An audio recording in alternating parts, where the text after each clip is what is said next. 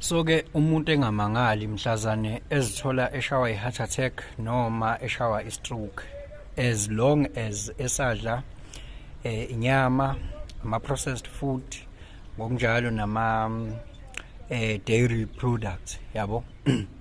So-ke those are cardiovascular diseases that are taking abantu emhlabeni 19 to 20 million ngonyaka bashonayo ngenxa yalezo zifo, yabona.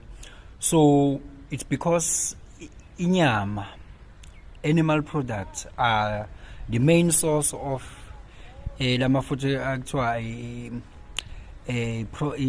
saturated fat, ne? Saturated fat, those are fats that maintain the solid shape under room temperature. They can maintain a solid shape under room temperature. So it means they need more heat for them to dissolve, yabo. So okay, what do they do?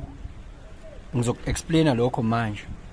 It's not like masumdala bekumele ukuthi ube nalezifo ngoba ubabona nje abantu abadala abanye bavuvukala, kube khona high blood pressure, kube khona diabetes, ingenxa yezinto vele esidlayo, and akubukeki sizoyiyeka nje manje ngoba cha ukuba mnandi zimnandi ngalesi sikhathi ubingelelo changes akhasha uthi kungezala noma yini noma inini noma kanjani kunoma ubani, ngoba impilo ayisiyona lento ocabanga ukuthi iyona.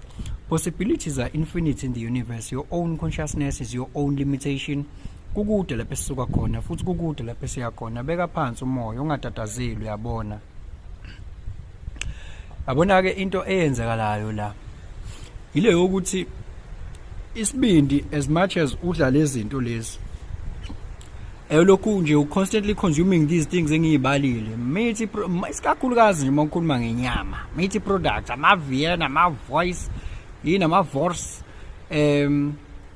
yini lokho yababa kuningi nje, yabo. Ya kukhona phela nokunye komajarini, oshizi, kuyali, yabo. So lolu hlobo lolu likashizi lolu ugqinsi lolu, so isibindi ke sona sibe sesitriggerisheka ukuthi asiproduce i-bad cholesterol le biza nge-LDL, i-low density lipoprotein, yabo. Mase iproducer ihamba la kuma arteries akho, kune arteries noma lokhu ngani i-blood vessel enkulu ephakela inhliziyo yakho igazi ekuthiwa i-coronary arteries, yabo, artery.